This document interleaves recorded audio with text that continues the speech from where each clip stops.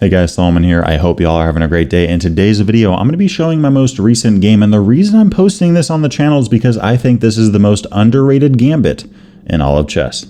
I don't care what opening you're talking about. I think this is the most underrated. Okay, it's against the Sicilian Defense. It's called the Delayed Wing Gambit. I've made some content on the channel concerning this gambit before. I'm actually thinking about making a course on it. Let me know down in the comment section below if you'd be interested in that.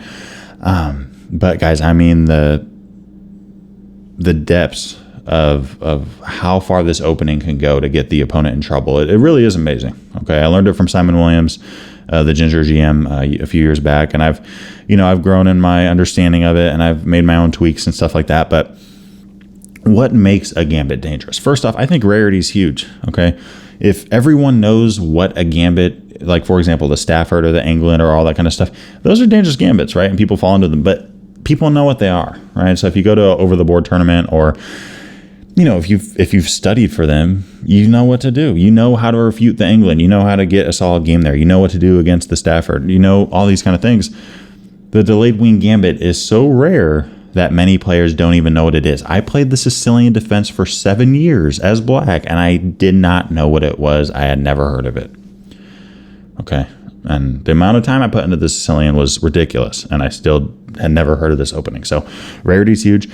Soundness, I mean, this opening does have a lot of very sound variations and lines and options available. We're not just throwing up material at the opponent down -4 and hoping that we get lucky. Okay, so rarity, soundness, and it's just fun. Okay, the amount of traps in this gambit are crazy. There's my sales pitch. Let's get into the game.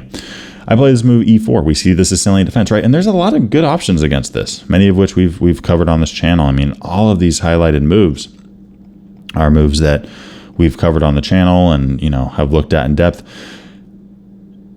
What I'm recommending now is A3.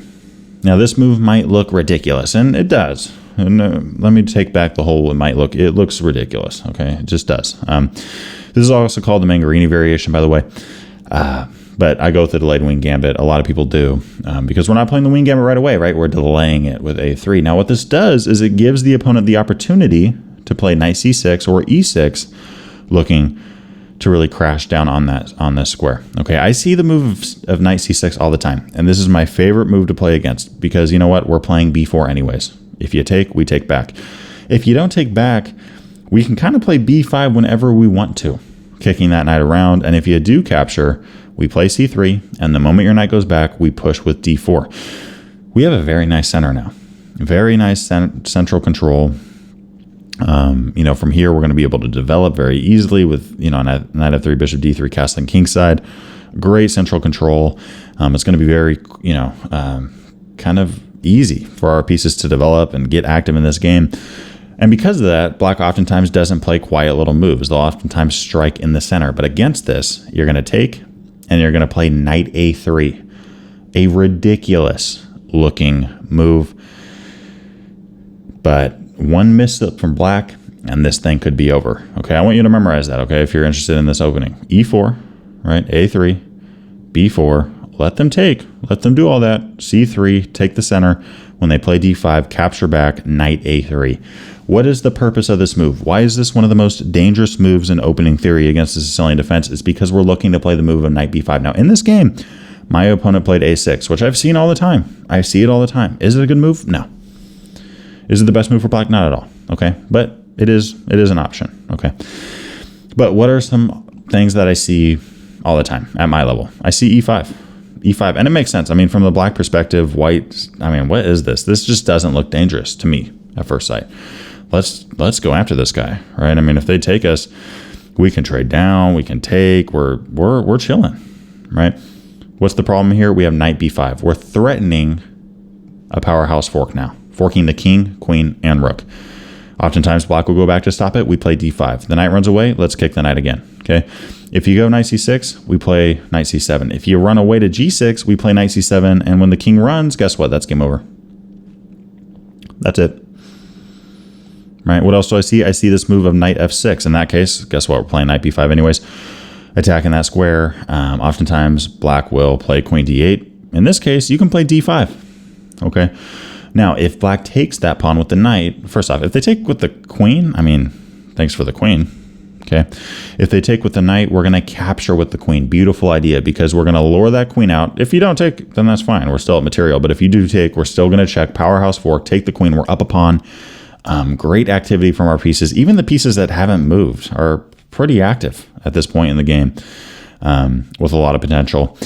And yeah, white here with over a +1 advantage. Okay, well over +1. So there you go on that. Yeah, I mean, let's go back to this move of queen d8, right? We play this move of d5 in that instance, right? Play the move of d5. And yeah, if you take with the knight, we take with the queen, trying to lure your queen out. And if you take with the queen, okay, thanks. Now, what do we do if the knight runs away? Okay, I see this move of knight e5 quite a bit. Let's go after that knight. If you play knight g6, we go back to our knight c7 idea. If you defend this knight, queen e2. Again, if you move this, in fact, in this case, if you move this knight, let's just say you move it here, smother mate, right? If you defend the knight, what do we do here?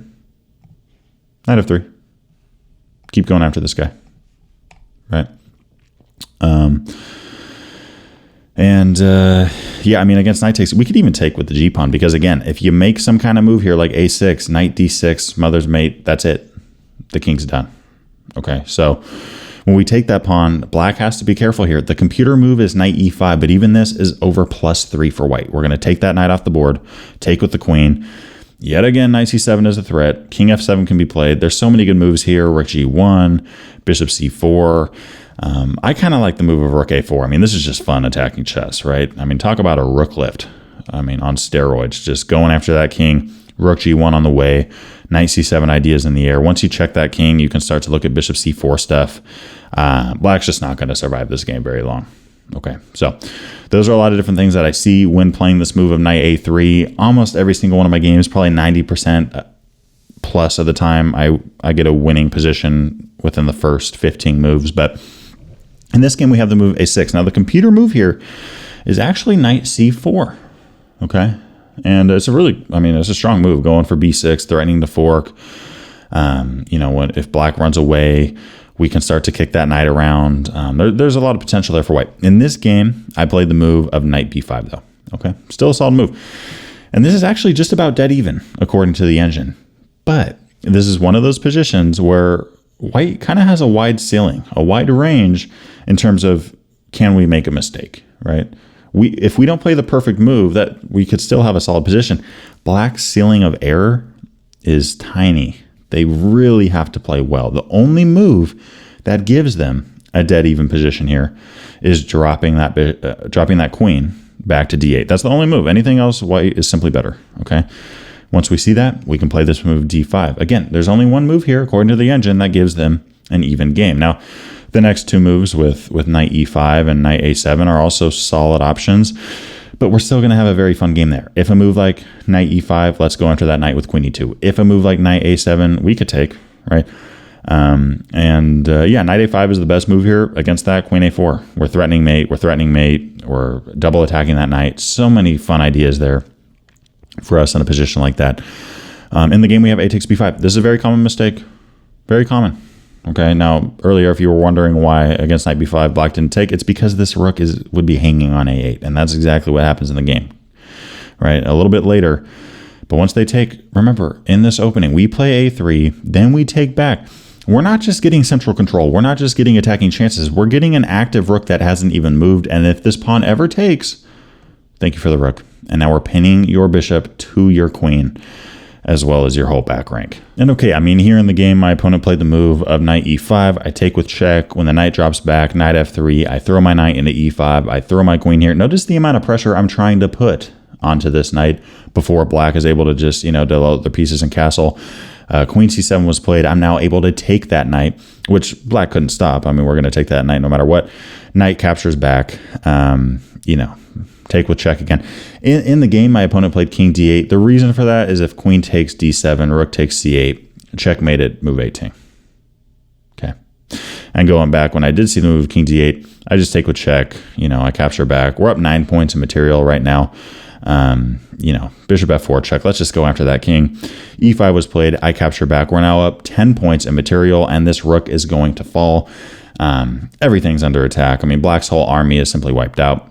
Black resigns the game here. I can't speak highly enough about this opening. Again, I'm thinking about making a course on it. Let me know if you'd be interested in a course on the Delayed Wing Gambit.